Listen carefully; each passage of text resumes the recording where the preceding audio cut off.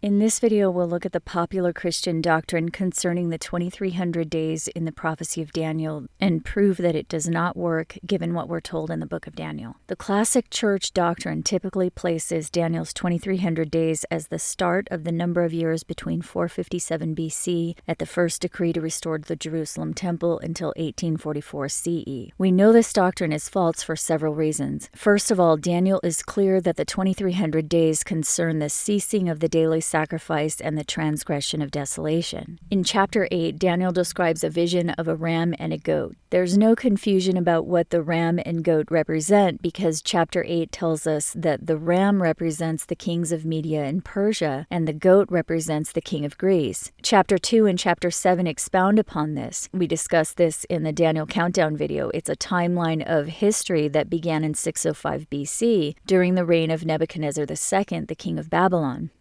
The kings of Media and Persia came next with the foundation of the first Persian Empire, and after that, Alexander the Great, the first king of the Greek Empire. So the goat represents Alexander the Great. That's generally agreed upon among biblical scholars. Verse 8 tells us the goat's kingdom was split into 4 sections, and we know Alexander's kingdom was split into 4 kingdoms after his death. Then it says, out of one of those 4 kingdoms came forth a little horn. So one of these 4 kingdoms here, either the Syria region, which was the Seleucid dynasty, Greece, otherwise known as Macedonia, Egypt, which was called the Ptolemaic dynasty at the time, and the Turkey region, which was called Anatolia. Daniel says, out of one of these 4 kingdoms, a little horn will arise, and that horn will wax great even to the host of heaven, and by him the daily sacrifice will be taken away. Then it says, how long shall be the vision concerning the daily sacrifice and the transgression of desolation to give both the sanctuary and the host to be trodden under foot? And he said unto me, unto 2,300 days, then shall the sanctuary be cleansed. So Daniel doesn't tell us exactly when the 2300 days start, but it does tell us that they end when the sanctuary is cleansed, and they concern, in other words, they involve somehow the daily sacrifice and the transgression of desolation, which indicates that the 2300 days also involve the little horn, who we're told takes away the daily sacrifice. And this is where the first problem with the standard doctrine starts. Their timeline, beginning in 457 BC, starts before Alexander the Great was even born. Daniel is clear that the 2300 days concern the taking away of the daily sacrifice, and it is taken away by the little horn, which cannot arise until after Alexander's empire. In addition, some believe the little horn was Antiochus IV, who took away the daily sacrifice in the Jewish temple around 167 BC. He did come out of the Seleucid dynasty, which is one of the 4 kingdoms, so that fits. However, there are several other variables that do not fit with that theory. First, Daniel clearly says the little horn will wax great even to the host of heaven. The word translated as host also means army, so it's saying here that the little horn will have an army in heaven. And the word translated as heaven also means sky, so it's saying the little horn will have an army in the sky. In other words, the army will have planes. We know from the Revelation 12 timeline that the war in the sky did not occur until World War II, after airplanes were invented and became mainstream. So the little horn cannot represent Antiochus or anyone else prior to the invention of airplanes. That's the second problem. And there's a third problem with the Antiochus theory. Daniel 8 makes it clear that the little horn will arise after the 4 kingdoms of Alexander, and we're also told the king of fierce countenance will arise after the 4 kingdoms of Alexander. That makes it clear that the little horn will arise around the same time of the king of fierce countenance, or will be the king of fierce countenance. And it's clear that the king of fierce countenance is going to fight against the prince of princes. The literary biblical codes make it clear that the Prince of Princes represents Jesus, who is the descendant of the Elohim, who will return at the end of a very specific timeline of events. We're looking at some of that now. So that's the third and most important point. The little horn must exist at the very end of the timeline, because we're told the little horn arises around the same time of the King of Fierce Countenance, and the King of Fierce Countenance is going to fight against the Prince of Princes at the very end of the timeline. Daniel chapter 7 confirms confirms this when it says the saints will be given into the hand of the little horn for a time, times, and the dividing of a time. And again, the codes confirm that the time, times, and half occur at the end after the 1260 years.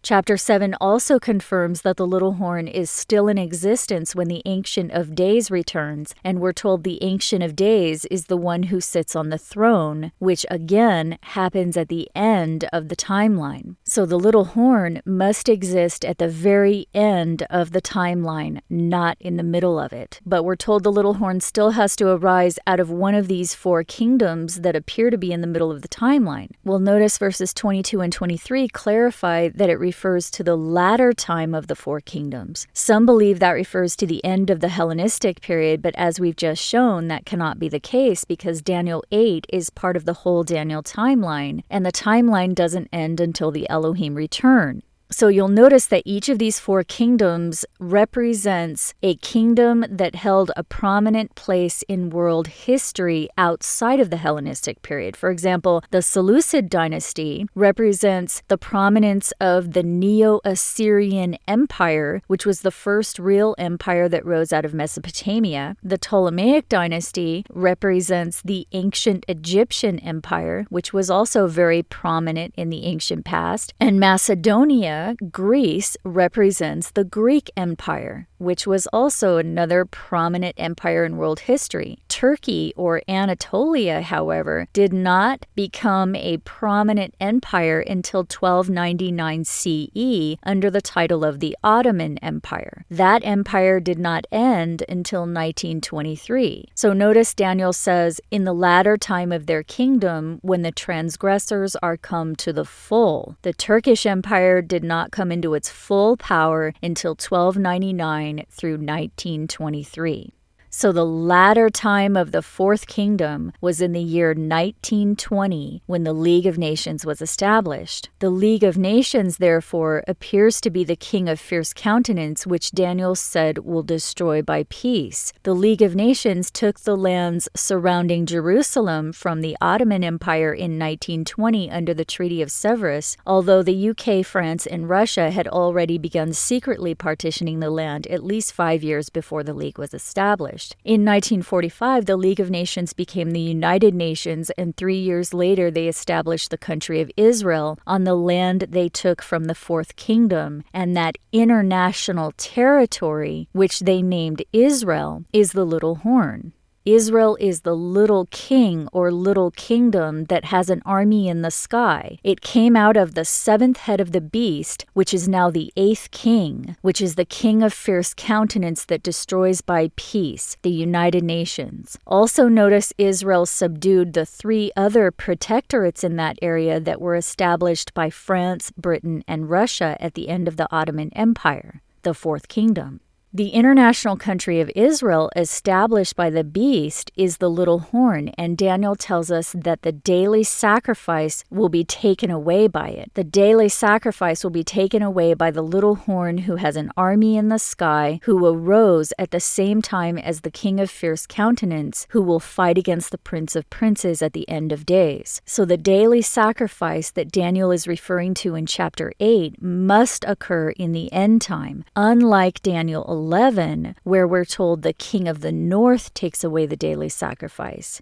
The king of the north in Daniel 11 clearly represents different people over time, and the translation daily sacrifice isn't even correct. The word translated as daily sacrifice in the King James is actually the word tamid, and it doesn't mean sacrifice, it means daily. So Daniel 8, Daniel 11, and Daniel 12 are talking about the tamid, the regular, continuous, daily activities, not specifically a sacrifice. So again, Daniel 11 says the daily activities were taken away by the king of the north, and in Daniel 12 we're told there were 1290 days or years from the time the daily activities were taken away until the abomination of desolation was set up. There were 1290 years from 606 BC when the first king of the north, Nebuchadnezzar II, interrupted the daily, until 685 CE when the king of the north of the Roman Empire set up the temple in Jerusalem. That timeline in Daniel 11 is solid. The daily was taken away by the king of the north in 606 BC, and that makes sense, again, because Daniel 11 makes it clear that the king of the north can represent different leaders over a long period of time. But Daniel 8 tells us the daily will also be taken away by the little horn, but the little horn can only exist in the end time. It does not represent different kings or kingdoms over time. We're told the little horn must have an army in the sky, and it must exist in the end time. It cannot, therefore, be Antiochus or anyone else prior to World Wars I and II. This is extremely important when looking for the 2300 days, because Daniel tells us the 2300 days concern the daily sacrifice and the transgression of desolation, and this is done by the little horn, who can only exist in the end time. This is where the popular Christian doctrine goes astray again. It's astonishing to me that everywhere I look online shows the 2300 days starting in 457 BC and ending in 1844 CE. The problem with this is, first, 457 BC marked the year the decree went forth to restore the Jerusalem temple. In Daniel 9, Gabriel says the 70 weeks start at the decree to restore Jerusalem. So the 70 weeks start at the decree to restore, yes, but the 2300 days, no.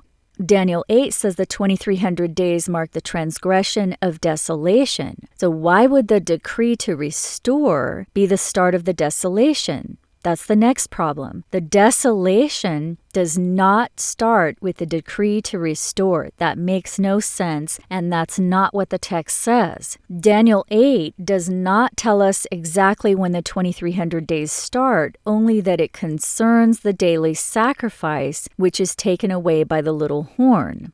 In the King James Version, the sacrifice in the book of Daniel is elaborated upon in chapters 8, 9, 11, and 12. However, as we've discussed in other videos, in chapter 9, the word translated as sacrifice is different from the word used in chapters 8, 11, and 12. So the Christian doctrine, which believes the tamid is the same as the zabak, is false. They are two different words with two different meanings.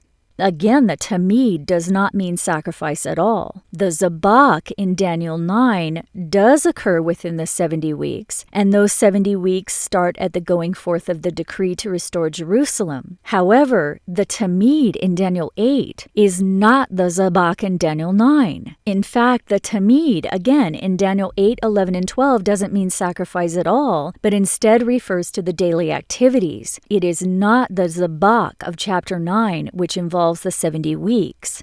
And again, the 2300 days is the period of the transgression of desolation. It's not the timeline that starts at the decree to restore.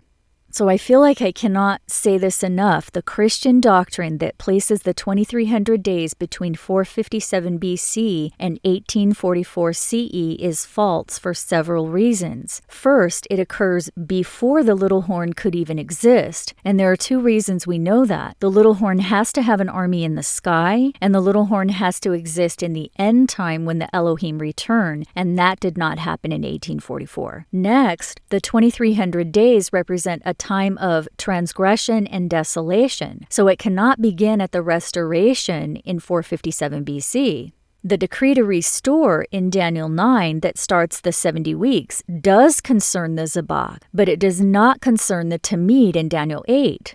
And finally, the 2300 days must end at the cleansing of the sanctuary, and no significant cleansing of the sanctuary actually happened at the end of their 2300 years in 1844. And instead of acknowledging that they were wrong, they decided that the sanctuary must refer to the heavenly sanctuary.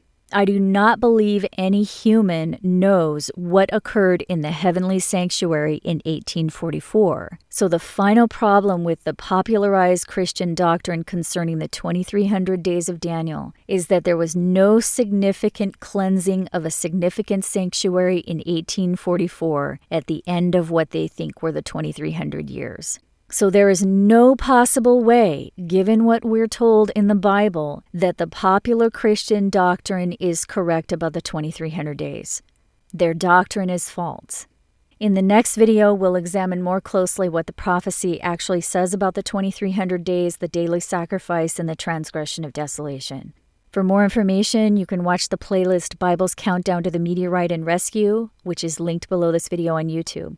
Thank you so much to everyone who makes this work possible. If you'd like to support, the link is below. I hope you're doing well, and I'll talk to you next week.